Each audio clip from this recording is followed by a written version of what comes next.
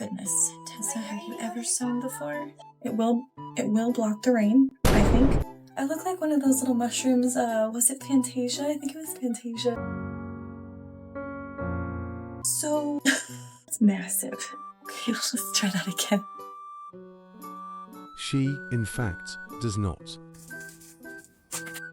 First things first, we're going to figure out the pattern, because why would I pay 10 bucks for it online when I could spend 45 minutes to 2 hours trying to figure it out for free? After browsing Pinterest for a while, I found a few photos that gave a good idea of what the general shape and measurements would be, deciding to follow this one as my pattern. Now personally, I wanted a larger cowl because I'm going to have elf ears on underneath and I don't want those to be getting knocked around. So I'm going to use a little bit of a stiffer fabric to hopefully hold the shape a bit. Now I'll probably only use this for if it's raining at the fair to keep my makeup from running, as opposed to using it for warmth. So I really don't want the trails to be thick, I just want them to look pretty and flowy. Now, if you are going to use it as a warm scarf, then you could probably get away with just buying fleece and using that as just one layer instead of having both a liner and an exterior. It would also cut your sewing time down in half, or you could even hand stitch it with embroidery thread since it would just be one short seam, or you could use hot glue. Now it is time to cut, which is actually so boring and my least favorite part. To explain the measurements quickly, first we have 120 centimeters from the top point to the bottom point, 41 centimeters from the top point to the hood point, and 36 centimeters from the hood point to the base of your neck. Okay, this is the first experimental cut because we want to make sure that we don't cut it too small first, so I cut it on the larger side by accident, but you should probably do that intentionally. And then pin around the edges, and we're going to try it on first and see how it fits. It looks so real big. That is the hood. That is my head. I don't think that's going to fit properly. I think my measurements are a bit off now. From the front, it's good and big, which is what I wanted. It will block the rain, I think. But from the side, that's a bit ginormous. So I'm gonna redo that real quick. This is not good, if I may state the obvious. Oh gosh, it still seems a bit long. Ow, I smacked myself twice. This one is good. I want that to be big so that it's open and stiff. That is still long. So I need to mark that actually to be the point right here. And then to go straight down, probably to about here. Back to the cutting board. I know I have a big head because I always have to order like extra large sun hats because my head is ginormous compared to most heads, but this was just a little too big because it's still wanted to oversize. It's still way too big.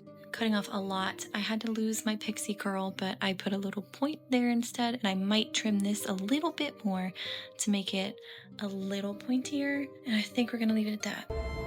I'm tired of this, Grandpa. That's too damn bad! Please let this work. I'm already over it. This isn't gonna get sewn because I'm tired of doing this. Okay, pulled all the way forward. That's good. And the point is really pointy. Is that too pointy? I don't know. It is for a fairy hat. Maybe I'm gonna have to cut that too. Okay, where's my scissors? I'm gonna cut that right now. Oh, I kind of like that. Now the pixie point kind of stands up a little bit on its own. There we go. Oh my gosh, why did this take me so long? I'm all hot and sweaty now. And then this can go around. And this can go around. So we have a cute little scarf. Oh, okay. And then the only seam that there is this one down here to the hood. And then you can serge the edges. I'm actually going to add a liner to it because I have a really pretty green tablecloth that I think I'm going to put on the outside because most of my costume is like green and like mauve, maroon and stuff. And so I think I'm actually going to put this one on the inside because I have so much of it. And then rolling it back, I could probably pin it if I wanted to leave it like that. Here's my face. And then that's a good pointy size. And then it doesn't block like in the back.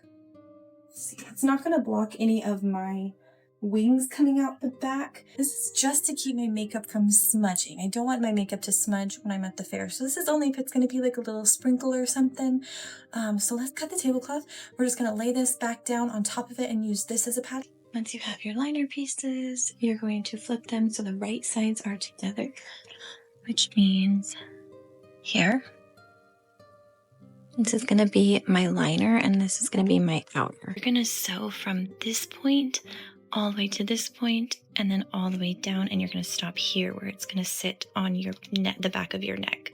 And you do the same thing. So from the point on the back of your neck all the way up and around, and then stop here because we need all of this to be open, all of this to be open. Oh my gosh, I wasn't even recording. Okay. If you're using fleece and you're just doing one layer, then you will not have to do anything about the fraying because it will not fray. But no matter what, on the liner and the outer, make sure that you clip the point right here. With scissors, clip it straight across so that it will give you a nice point at the tip. Okay, now we've sewn both pieces and we are going to turn your liner right side out, and you're going to keep your outer right side in. Right side, okay. So this is the raw edge of this is the inside, this is the outside. You're gonna put fabric side, slide it into this one, line up the points, line up the front seams, and then we're gonna sew all the way around the edges on one giant long super seam, and leave a small opening in it, like about that long, so we'll be able to pull it right side out. Here's the gap. You're gonna pull the entirety of the hood through that little gap. It's stuck. I just want to bite it. I don't know. I just want to why is it so thick? Looks like a little frog. This really sucks, doesn't it? Probably going to rip it. And if I rip it, I have to resew it. Yeah, you're right. Oh, that's why. Because there's way too much fabric. We need to recut that. That's where I messed up. There we go. That's what it's supposed to look like. That.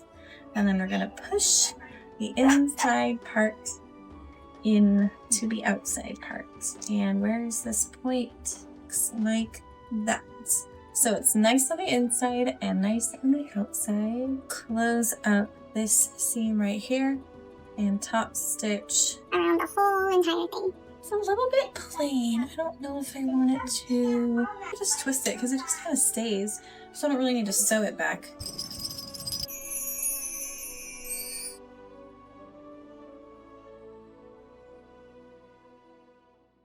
Let's test it out. Oh no! It's raining! Whatever shall I do? Thank goodness I have my, oh boy, ginormous hat. I'm actually really happy with how it turned out. Other than bells, I'm trying to think of how else I could embellish it, but it fits really well and it doesn't press on my ears and I really like it. My ears are pinned back, but they don't really like rub once they kind of lay flat in the back. It doesn't really bother me. This would definitely beat getting wet.